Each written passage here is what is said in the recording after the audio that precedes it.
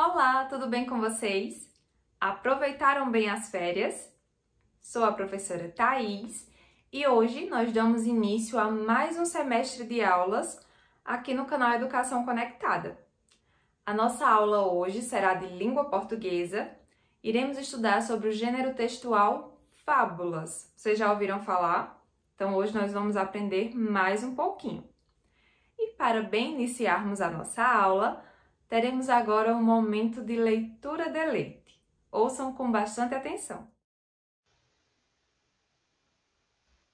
E a história de hoje tem como título A Lebre e a Tartaruga, de Esopo. A lebre vivia dizendo para todo mundo que ninguém, entre todos os animais, era mais veloz do que ela. Uma tartaruga que passava calmamente não pôde deixar de escutar o que a lebre espalhava aos quatro ventos. A tartaruga foi falar com a lebre.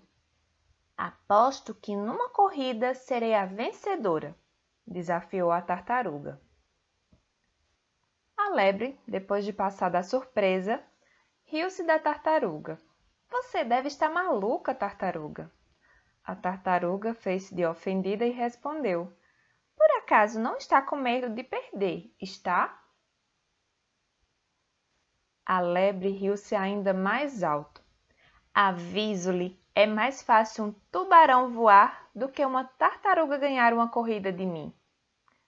Os animais, que estavam muito interessados na disputa, começaram a fazer os preparativos para a corrida.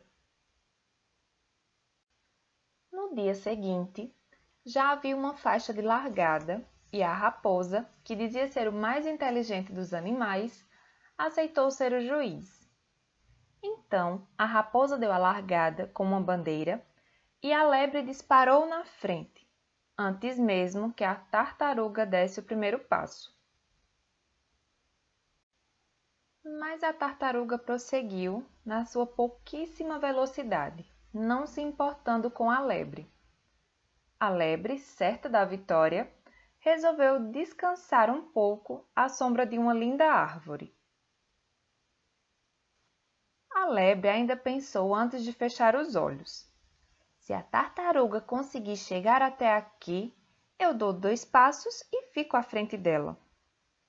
Mas a soneca que a lebre tirou durou tempo demais, e ela nem percebeu que a tartaruga passou, vagarosa e silenciosamente. Quando a lebre acordou, nem percebeu que a tartaruga ia bem à sua frente. Qual não foi a sua surpresa ao ver a tartaruga cruzar a linha de chegada antes dela. Desse dia em diante, a lebre nunca mais se gabou de sua velocidade. Moral da história: quem segue devagar e com constância, sai sempre vencedor. Vocês já tinham ouvido essa história? Esse texto que acabamos de ouvir é um gênero textual fábula. Histórias com animais existem há muito tempo e as fábulas foram passadas de geração em geração, por isso há diferentes versões de uma mesma história. A maioria das fábulas que conhecemos são atribuídas a Esopo, que viveu na Grécia Antiga há muitos anos atrás. São mais de 580 fábulas atribuídas à sua autoria. Um dos maiores divulgadores das fábulas de Esopo foi o francês Jean de La Fontaine. Ele recontava essas fábulas com o objetivo de educar, de instruir os homens de sua época. A partir dessas produções, identificou-se esse gênero, o gênero textual fábula, e muitos novos escritores foram surgindo. Aqui no Brasil, Monteiro Lobato e Milor Fernandes são grandes representantes que contribuíram tanto para a construção das fábulas quanto para as releituras delas. E agora nós vamos conhecer as principais características do gênero textual fábula. Prestem bastante atenção. A fábula é uma narrativa de ficção, ou seja, ela conta uma história imaginária. Uma outra característica é que os personagens geralmente são animais. Esses animais, eles representam atitudes e características humanas. E sempre no final da fábula vai apresentar uma reflexão, uma lição, que geralmente nós vamos encontrar o termo moral, a moral da história. Como já vimos nas outras aulas, cada tipo de texto, cada gênero textual, ele tem um objetivo, tem uma função e tem também uma estrutura, tem características próprias. E qual seria a estrutura de uma fábula? Sendo a fábula um texto narrativo, é importante lembrar-se de que ela deve ter uma estrutura mínima, de começo, meio e fim. No começo, vai ter a apresentação dos personagens e também vai ser apresentado uma situação. No meio, há o desenvolvimento do enredo, em que há a interação entre os personagens.